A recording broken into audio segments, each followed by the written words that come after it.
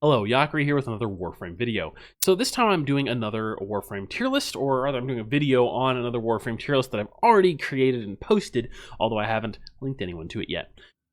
So this is my solo tier list, since, as many people pointed out, the other Warframe tier list is only for group play, and if you're just going solo, things are a little bit different. So I thought, all right, I should just get a solo tier list out there ASAP, so that people have an idea of, how I think of things differently in terms of Warframe power for solo versus group play, and because it's useful information to have.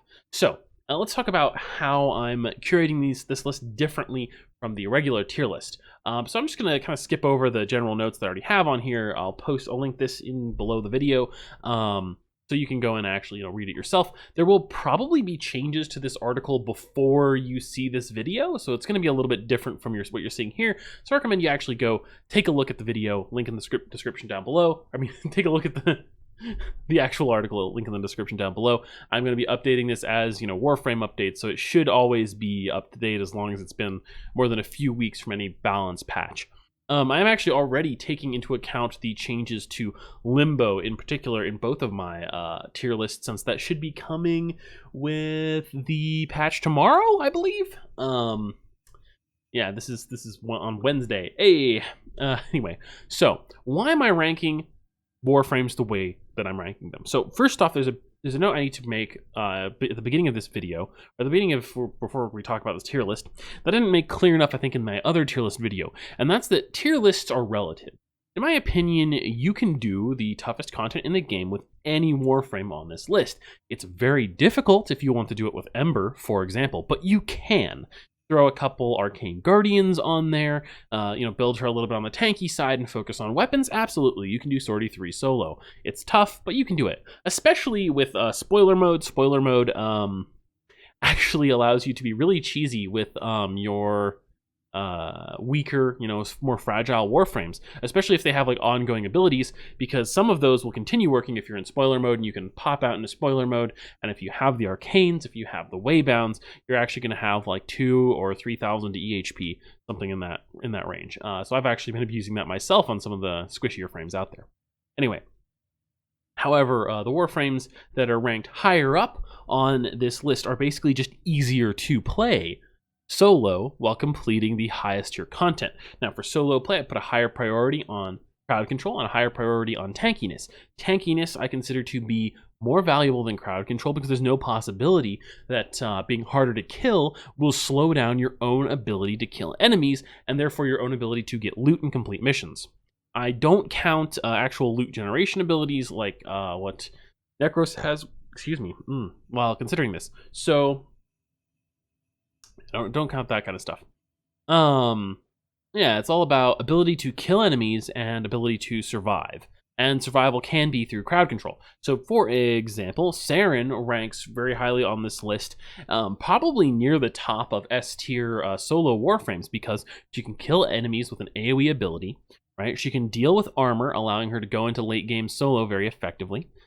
She has a very limited CC capability, but she's tanky enough that she has a little bit of CC, which allows her to be quite survivable. She's also self-sufficient, something I consider to be particularly important for solo frames and less important for group frames, although it's still a little bit important.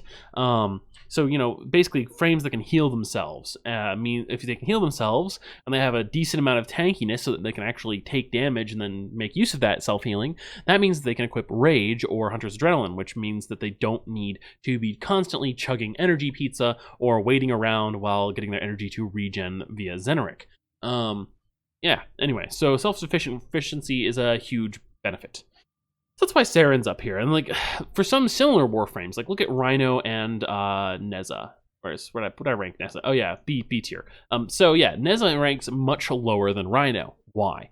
Well, Rhino can do a lot of what Neza can do, except significantly better in every way, or in most ways. He's not faster, but Rhino can gain substantially more EHP with Iron Skin because of the Ironclad Charge build on Rhino. If you've seen, I think I've done a video on what makes Rhino so great. That when I showcased the Iron Charge video, even in fact in real mission scenarios, you can get higher stacks on that than you can in the Simulacrum.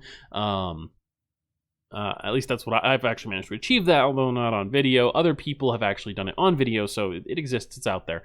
And I don't even use Arcane Guardian. But you can get into the hundreds of thousands range with the Rhino's EHP, and Neza just cannot do that. Rhino can use that as a nuke, dealing hundreds of thousands of damage.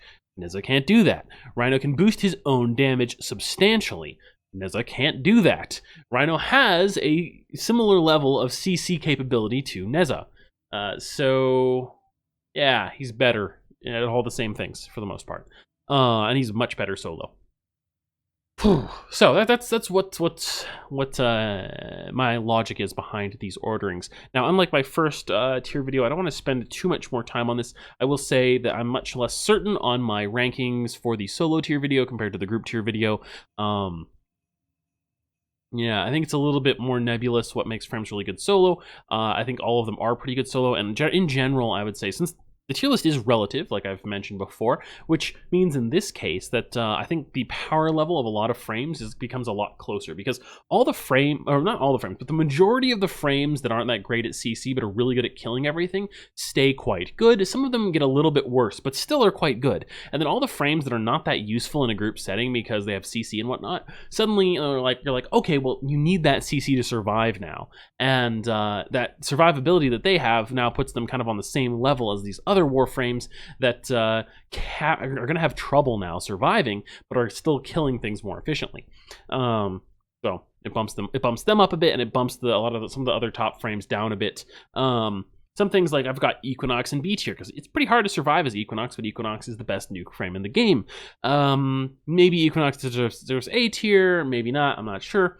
But I think I've put mostly the more squishy frames down in B tier. Titania is in B tier because she's not super squishy, but she's not very tanky either, and she can do a huge amount of damage, but can't spread it out much more effectively than just shooting a gun normally. So basically, like, the closer you get to the bottom, the more closer these frames are to being stat sticks without useful abilities for helping them blow through enemies. But none of the frames are quite at that point, right? There aren't any frames in the game that are that bad, right? So like if Warframe was a less casual oriented, or perhaps just even less well balanced game, there would be an F tier, and really garbage frames would go there. So D tier with Zephyr and Ember. Zephyr and Ember definitely need reworks to be more usable, but it's not to say that they don't have useful abilities.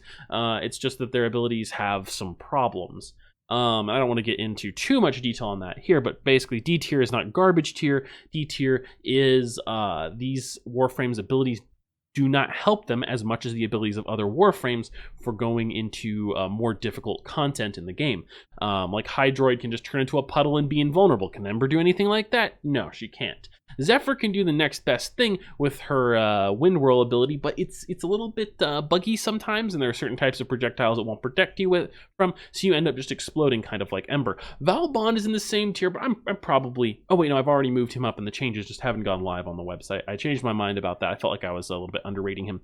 He has a big issue in that his abilities kind of need to be spammed, which means that when you're playing solo, you're going to blow through so much energy pizza, even with Xeneric, and even with high efficiency. However, that said, he's still very good, because on any non-Corpus mission, you're going to be able to lock down the whole map, no problem. And yeah, so he's got a distinct weakness to Corpus. He's got a distinct weakness to eating all of your energy pizzas, but otherwise he's pretty good for solo. Probably, definitely B tier, maybe A tier, but you know, such is life. So like, yeah. So for example, why is... I'm probably going to move some, like I already said I was going to move some of these along. I'm already seeing things that I'm not sure I had the right idea at first. But why is Harrow in A tier, right? Instead of in S tier, right? Well, compare Harrow to, who's a really good comparison here? Saren is probably the greatest direct comparison. Harrow can get a decent amount of tank through overshields, but not a great amount, because shields are kind of weak in Warframe.